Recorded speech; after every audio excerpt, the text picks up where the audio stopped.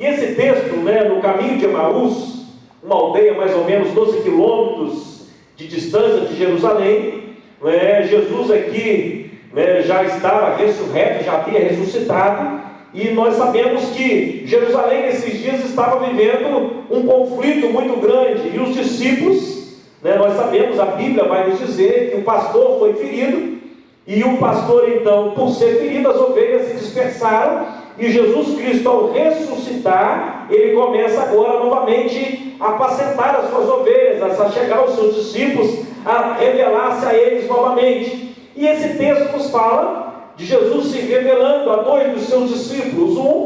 A Bíblia fala que é Cleopas, e a teologia, alguns estudiosos vão dizer que é Jairo, vão conjecturar vários outros nomes, mas eu sigo na interpretação que João 19:25 vai dizer da própria mulher de Cleopas. Então eu quero crer que Cleopas e a sua esposa estavam retornando para Emaús, a aldeia onde eles moravam, e eles estão retornando à sua cidade.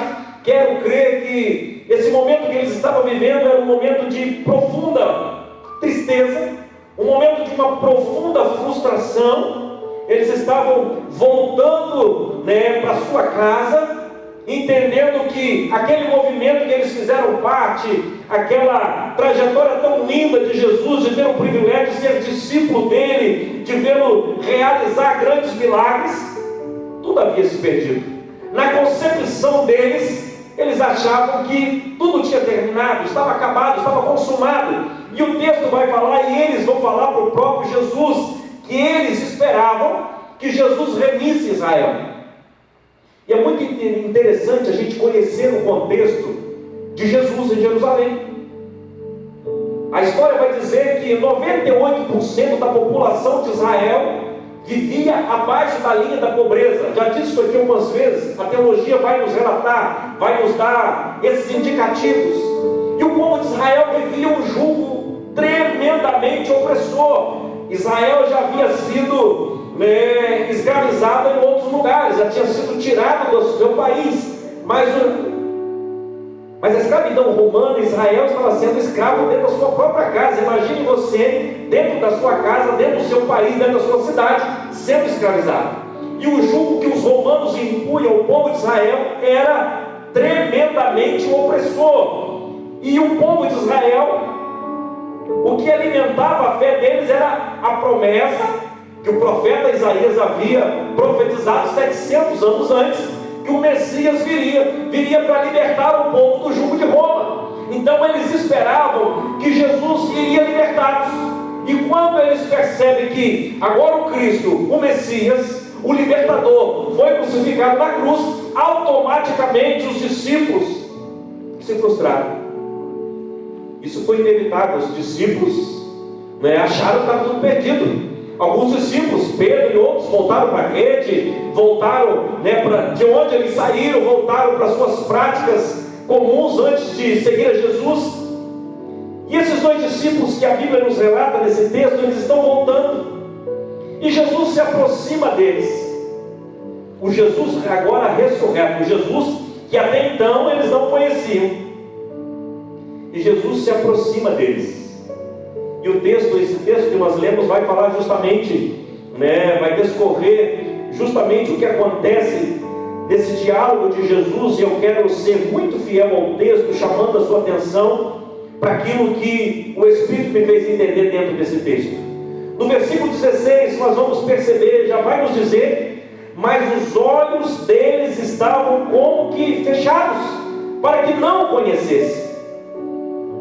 E o que poderia então fazer com que esses olhos desses discípulos que viram o Mestre realizar milagres, que viram o Mestre realizar coisas extraordinárias, curar pessoas, fazer coisas tremendas, agora eles estão voltando frustrados, com os olhos fechados, decepcionados, e eles não conseguem identificar a presença de Jesus.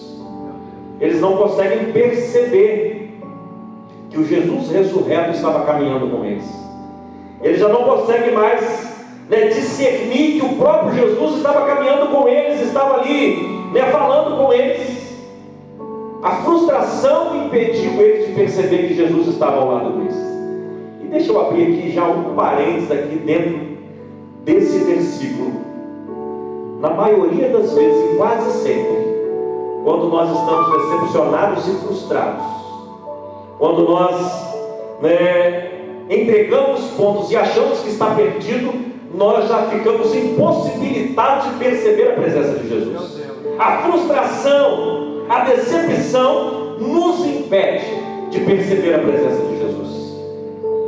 A frustração aqui era muito grande. Eles estavam caminhando, frustrados, cabisbaixo, voltando para sua casa. Não, agora nós vamos ter que voltar. Eu quero aqui dizer, não quero, mas permita-me conjecturar, talvez Cleopas fosse um homem do campo, agora eu vou ter que voltar para o campo.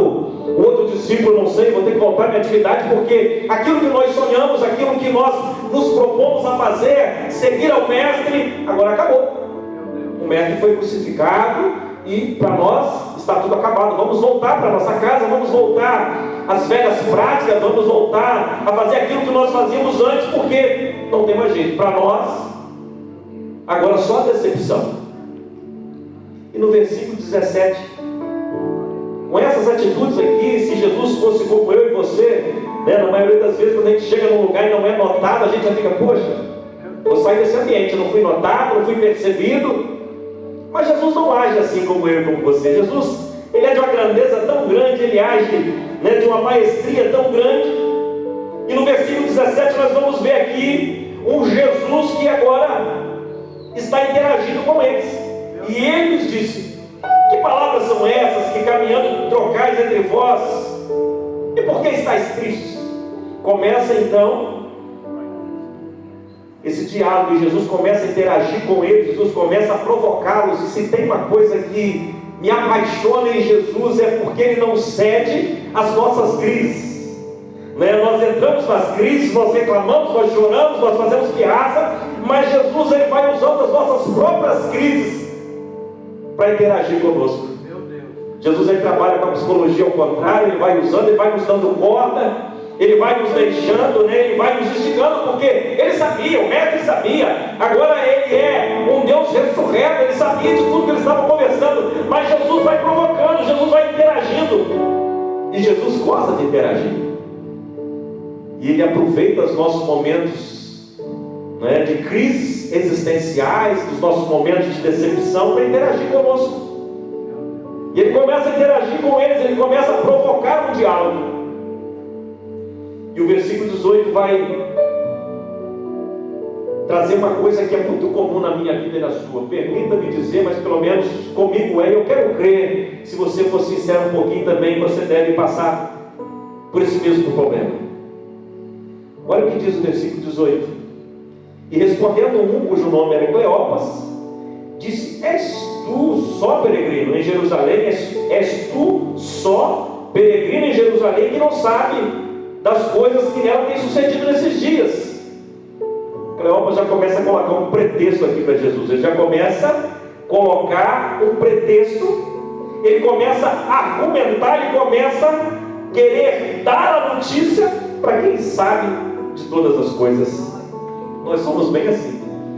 Nas nossas crises nós queremos dar as notícias para Jesus, nós queremos colocar os nossos pontos, nós queremos colocar para Jesus a situação, nós queremos passar para Ele: ó, Jesus, tu não sabe o que está acontecendo, Jesus, tu não sabe as afrontas, Jesus, tu não está vendo, tu não sabe o que está acontecendo. Nós somos bem assim. Nós queremos dar notícia para quem sabe de todas as notícias. Nós somos bem assim, nós queremos falar para quem sabe tudo. E no nosso diálogo com Jesus nós agimos assim, nós queremos falar para Ele como está a situação, e na verdade nós esquecemos que nós estamos interagindo com Deus que sabe todas as coisas, com Deus que é poderoso, um Deus que é onisciente, onipresente, que sabe de tudo. E os discípulos começam no seu pretexto a argumentar e querendo dar notícia para quem sabe de todas as notícias, que na verdade Jesus era a notícia daquele tempo. O que Deus fez através de Jesus foi a notícia, e uma notícia tão poderosa que dividiu até hoje. Passaram-se quase 2000 anos, a notícia está aí quentinha. Jesus ressuscitou. Passaram-se quase 2000 2.000 anos, e essa verdade, o mundo tem que se render a ela. Jesus ressuscitou e está interagindo comigo e com você, está no nosso meio. E nós continuamos, como Cleópas, esse outro discípulo, criando sempre os nossos pretextos, querendo dizer alguma coisa para ele, para um Deus que já sabe tudo. Nós estamos sempre de alguma forma querendo encontrar uma notícia nova que Jesus não saiba. Jesus, agora isso que eu estou vivendo, o Senhor não sabe. Isso é coisa nova, Jesus. Esse problema agora é um problema novo. Esse problema que eu estou vivendo agora, talvez o Senhor não conheça. Mas a gente acaba fazendo chover no molhado, porque querer dar notícia para quem sabe de tudo é uma perda de tempo. E na verdade, nas nossas crises, nós perdemos mais tempo criando pretexto, buscando justificativas, querendo ensinar como Deus vai fazer e vai operar nas nossas vidas, do que nos rendendo a Ele. Porque na verdade, aleluia, o que na verdade vai fazer a diferença não são os nossos pretextos, mas é o nosso nível de quebrantamento. É reconhecer a nossa total dependência dele, é reconhecer que nós não temos que argumentar nada, não temos que falar nada, nós temos é que nos quebrantar diante dele.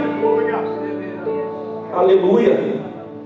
E continua nesse caminho. Irmãos, 12 quilômetros é um caminho distante. Com certeza deve ter muito assunto. Surgiram-se muitos assuntos nesse trecho de 12 quilômetros, onde Jesus se achegou a eles e foi dialogando com eles. O texto vai falar que eles chegaram até a aldeia. Então tudo nos leva a entender que Jesus, todo o caminho, Jesus esteve com eles. E nos versículos 19, 20 e 21, nós vamos ver aqui algo, eu até já falei um pouquinho sobre isso. Nós vamos ver eles dizer assim: mas nós esperávamos que fosse Ele o que remisse Israel. Nós esperávamos. O que você esperava que Jesus fizesse na sua vida?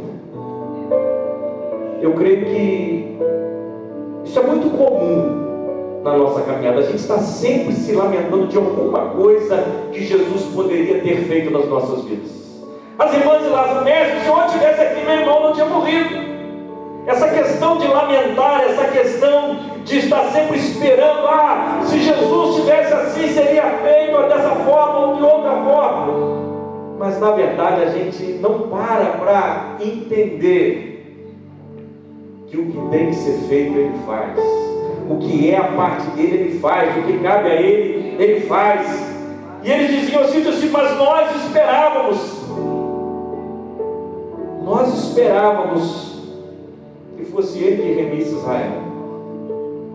Mas é Jesus que remiu Israel, está remindo e vai voltar para eles, porque Ele é o remidor de Israel. Ele é o único que pode remir Israel, Ele é o único que pode remir a mim e a você. Mas nós às vezes agimos assim, esperando, eu esperava que Jesus fizesse isso, eu esperava que Jesus fizesse aquilo, eu esperava que Jesus agisse assim ou assado. Na verdade, nós estamos sempre criando expectativas da forma que Deus vai agir. E na maioria das vezes, escute isso, essas expectativas que nós criamos, ou o padrão que nós acabamos construindo para Deus agir, impede a ação de Deus. Porque o que nós construímos são padrões humanos, as nossas necessidades são humanas, os nossos anseios são humanos.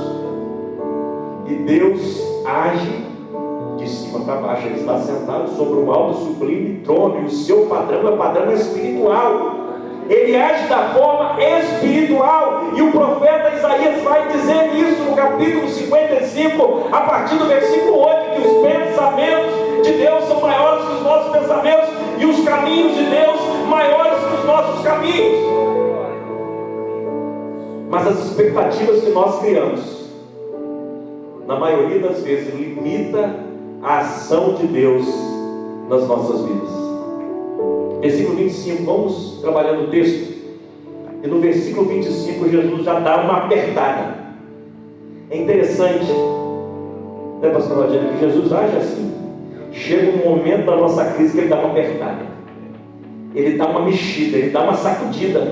E no versículo 25, Jesus dá uma sacudida. Jesus, olha, honestos, e tardios de coração, ó desprovidos de conhecimento, ó desprovidos de discernimento. Nessa quer dizer isso, uma pessoa desprovida de conhecimento, uma pessoa desprovida de discernimento, uma pessoa que não consegue perceber. Jesus começa agora a chamar a atenção de uma forma tremenda.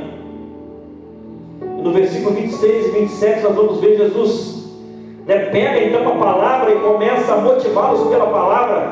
E Paulo vai dizer isso lá no capítulo 10 de Romanos, que de sorte a fé vem pelo ouvir e ouvir a palavra. Eu creio que Jesus deve ter pensado assim, permita-me conjecturar, tá? Não é heresia, mas Jesus deve ter pensado assim, estou com ele, não percebe, não perceberam até agora. Agora eu vou chamá-los a atenção e vou expor a minha palavra. E Jesus começa a expor a palavra, e começa por Moisés, e vai explicando as Escrituras, porque, deixa eu te dizer uma coisa, de Gênesis a Apocalipse, as Escrituras apontam para o Cristo ressurreto, correto?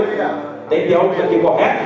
A teologia vai nos dizer que de Gênesis a Apocalipse, toda a teologia bíblica, toda a Bíblia vai apontar para o Cristo. E Jesus começa a aguçar então a fé deles através da palavra, explanando para eles a palavra começa então por Moisés, para que através das Escrituras eles pudessem entender a revelação do Cristo. Comece a examinar as Escrituras. Quer ter a revelação do Cristo ressurreto? Comece pelas Escrituras. Quer a revelação de Deus? Quer uma revelação? Quer uma revelação de Deus?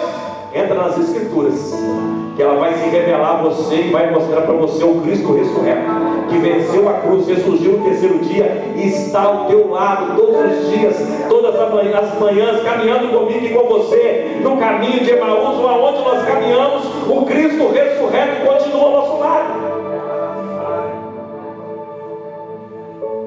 E já estava terminando a caminhada. Parece que os 12 quilômetros não foram suficientes.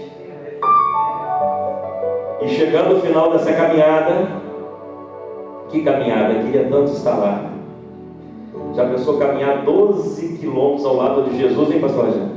Vocês fazem uma caminhada de 3, 4 quilômetros, 5 quilômetros, batendo uma prosa boa, que coisa gostosa, né? Prosiano, falando de Jesus. Imagine caminhar 12 quilômetros com Jesus, ouvindo ele explanar as Escrituras, ouvindo ele colocar as revelações. Extraordinário. E eles convidam os discípulos a partir do versículo 29. E eles constrangeram, dizendo: fica conosco, porque já é tarde, já declinou o dia. E entrou para ficar com eles. Cadê as plaquinhas? Como é que eu estou no meu tempo aí? As plaquinhas que chegam aqui, irmãos, botam de frente para a gente. O nome da plaquinha está lá dentro. 7 minutos. Amém. Então vou tentar concluir 7 minutos. Mas antes de eu falar isso, diz que a maior deficiência dos pregadores dos nossos dias é concluir a palavra. Porque na verdade, abre-se tanto leque e a gente acaba não concluindo. Mas eu vou tentar essa façanha de concluir em 7 minutos aquilo que, na verdade, o Espírito Santo tem falado ao meu coração. E no versículo 30, irmãos, após eles convidarem Jesus para ficar, isso aqui faz toda a diferença. Apocalipse 3:20 vai dizer que ele está à porta e bate. Se alguém abrir, ele entra e ceia conosco. Isso aqui acontece, e quando eles convidam Jesus para ficar, acontece algo revelador no versículo 30. Olha o que Jesus fez: tomando o pão, o abençoou, o partiu e lhe deu. Acontece algo extraordinário no partir do pão. É por isso que ele já havia deixado para os seus discípulos que nós devíamos fazer isso enquanto nós estivéssemos aqui como igreja, porque no partir do pão, o partir do pão é muito mais do que algo natural. O partir do pão é algo espiritual. O partir do pão é mais espiritual do que natural, e a gente não consegue entender isso. E olha o que acontece no versículo 31. Quando Jesus começa a servir para eles o pão, abriram-se-lhes os olhos. Eita glória, aqui está a revelação que Deus trouxe ao meu coração. É no partir do pão, é na comunhão da mesa que os nossos olhos são abertos. Até agora eles estavam caminhando com Jesus, ouviram o mestre explanar as escrituras, porque Jesus é um pregador inigualável, ninguém se iguala na pregação de Jesus. Ouviram toda a pregação do mestre, caminharam com o mestre, mas ainda estavam de olhos fechados. Mas quando participam da mesa, quando comem do pão, os olhos espirituais são abertos e eles conseguem enxergar Jesus. Porque na verdade, deixa eu te dizer uma coisa, tem muita gente querendo ver Jesus, mas Jesus já estava se manifestando a eles. Na verdade, a gente não tem que ver, a gente tem que crer. Na verdade, a gente não tem que ficar procurando enxergar. Nós temos é que pedir para Ele aguçar os nossos ouvidos, para que nós possamos ouvir a voz dEle. Porque Jesus ele não está aqui para ficar aparecendo para mim e para você todos os dias, mas todos os dias Ele fala comigo e com você. Todos os dias Ele se revela a nós. Todos os dias, se você tiver comunhão com Ele, se você tiver intimidade com Ele, você vai ouvir essa voz doce e mansa nos seus ouvidos, dizendo que Ele está comigo e com você. A mesa, a comunhão, abriu os olhos dos discípulos, e a comunhão continua abrindo os olhos dos discípulos de Jesus. Sabe por que Satanás luta ferozmente para colocar picuinha na igreja, para colocar um irmão com contenda contra o outro irmão, para quebrar a comunhão? Porque quando a comunhão é quebrada, o fluxo do Espírito Santo é impedido de descer. Tudo que Deus tem para fazer na minha e na sua vida, a primeira coisa que Deus vai fazer, a primeira ação de Deus em nós, é restaurar os laços de comunhão. Por isso que para crente é melhor você não arrumar problema, porque você vai ter que lá pedir desculpa mesmo dando certo, que nós achamos que nós estamos sempre certos, vai ter que pedir perdão, porque nem a sua oferta Ele vai aceitar. Mateus diz isso. Se for trazer a sua oferta ao altar e te lembrar que tem alguma coisa com alguém, volta lá, conserta com o teu irmão, depois traga a sua oferta ao altar. Porque para Jesus, irmãos, é critério número 1. Hebreus 12:14 vai dizer isso: seguir a paz com todos e a santificação, sem a qual ninguém verá o Senhor. A comunhão, ela nos aproxima de Deus, e a comunhão leva à santificação. Comunhão e santificação nos leva para o céu. O que é ir para o céu? Então é melhor entrar por esse caminho, porque para entrar no céu tem que trilhar por esse caminho. Versículo 32, já concluindo. Eu já devo estar agora com uns 4 minutos. Não tem para quem de 4 minutos, tem de 5, né? De 5 já deve ter levantado. Fala aí, cronometrista. 3. Show. Versículo 32, olha que interessante isso. Olha que um discípulo diz para o outro: porventura não ardia em nós o nosso coração, quando pelo caminho nos falava e quando nos abria as Escrituras? Olha o grau de frustração, olha o grau de dureza que os discípulos aqui estavam vivenciando. A decepção deles foi tão grande que eles começam a se perguntar: poxa, mas nosso coração não ardia, o nosso coração já não estava mais aquecido, nós não conseguimos identificar que o Mestre estava ao nosso lado. Isso aqui é extremamente necessário para uma vida espiritual saudável. Todas as vezes que você se aproximar de Jesus, o seu coração precisa arder. O seu coração precisa estar em chamas. João Wesley disse isso: eu ponho-me em chamas e as pessoas vêm me ver queimar. O que nós precisamos é estar incendiado pelo Espírito Santo de Deus. Nós não precisamos falar muita coisa, nós precisamos estar incendiado, nós precisamos permitir que o Espírito Santo incendeie o nosso coração. Porque se o nosso coração estiver incendiado pelo fogo do Espírito, nós vamos discernir quando o Mestre está ao nosso lado. Porque quando Ele chega, e quem já sentiu sabe o que eu estou dizendo, quando Ele se aproxima, quando a doce presença dEle se aproxima, quando nós sentimos a graça dEle, o nosso coração começa a queimar, e é um fogo extraordinário, é algo diferenciado. Alguns glorificam, alguns correm, e alguns não sabem o que dizer, o que fazer com essa emoção, mas quando o nosso coração queima, é algo indescritível, é algo que nós não podemos comparar a nada, porque um homem e uma mulher que tem o seu coração aquecido, que sente o Espírito Santo abrasar o seu ser, sabe que é a presença dEle. Nada pode realizar isso em nós, só a presença dEle. Só a presença dEle que pode fazer o nosso coração arder. Só a presença dEle que faz a gente identificar a presença dEle. através de um coração ardendo em chamas que nós identificamos a presença dele. Esses discípulos não conseguiram, talvez pela frustração, talvez pela decepção, e isso esfriou o coração deles, eles não conseguiram perceber.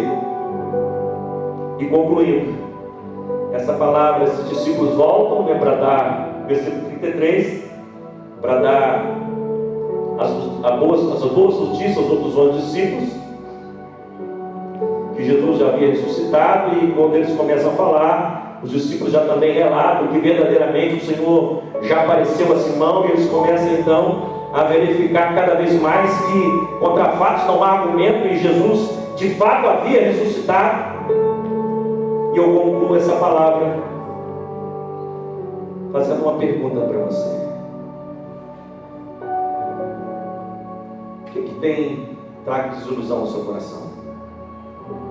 Qual o sentimento que tem permeado o seu coração nesses dias, que tem impedido você de perceber que Jesus sempre esteve ao seu lado? É muito natural dizer: Jesus me abandonou, Jesus me deixou, eu estou sozinho. Senhor, por que me abandonaste? Senhor, tu me deixaste sozinho nessa caminhada. São crises, são desilusões que a gente vai vivendo, são sentimentos de fracasso, de perda, de derrota, que vai gerando isso na gente. Vai ser normal. Deixa eu trazer uma boa notícia para vocês: isso é normal. Isso faz parte do ser humano. Isso faz parte do ser humano. John Montagore, não sei se é isso, eu sou meu inglês é meio bravo, meu francês ainda vai, mas um teólogo disse que, ao interpretar o livro de Jó, ele vai dizer que o homem nasce em dor, sofre dor e morre em dor. É muito comum do ser humano sofrer desilusões, causar desilusões, ter sentimentos de fracasso, ter sentimentos de derrota, porque nós criamos expectativas em Deus, nós criamos expectativas na caminhada. Mas o que Jesus quer nessa noite, eu concluo essa palavra, é dizer para você: eu tenho uma palavra profética do seu coração nessa noite. Por mais que você está desiludido, por mais que você está achando que a situação está perdida, Ele sempre esteve caminhando com você. Ele sempre fez a parte que cabe a Ele. Ele sempre cuidou de você, Ele sempre cuidou de mim, Ele sempre esteve ao nosso lado. Mas as nossas crises, às vezes, impedem-nos de perceber quão presente Ele sempre esteve conosco, quão de perto Ele sempre caminhou conosco. E a gente então só vai entender isso quando o nosso coração voltar a arder. Nós só vamos entender que Ele sempre esteve presente quando novamente o nosso coração, porque procede do nosso coração. A Bíblia vai dizer: você tem que guardar alguma coisa, guarda o seu coração, porque procede do coração. E o coração desiludido, o coração deprimido, o coração que traz sentimentos de perda, um coração, que carrega todas essas mazelas, automaticamente está impedido. Ele endurece, ele fica enrijecido, e ele não consegue perceber a presença de Jesus. Nesses dias, Jesus quer fazer o seu coração voltar dele. Nesses dias, eu creio que esse avivamento está chegando aí, esse avivamento pandemia e pós-pandemia que virá sobre nós, para fazer o coração daquelas. Jesus quebrou meu óculos. Não, quebrou não. Ele realiza milagres, irmãos. Se fosse o Xandinho, eu não ficava preocupado não, mas esse ganhei de presente custou uma grana. Mas é bom, é bom. O que Jesus quer nesses dias é reavivar o nosso coração para o último e grande avivamento da igreja. Porque só percebe a presença de Jesus aqueles e aquelas que têm o seu coração incendiado. Só o fogo do Espírito nos dá essa condição de discernir que Jesus sempre está ao nosso lado. Deixa eu orar com você. A pedido de oração aí, Deus.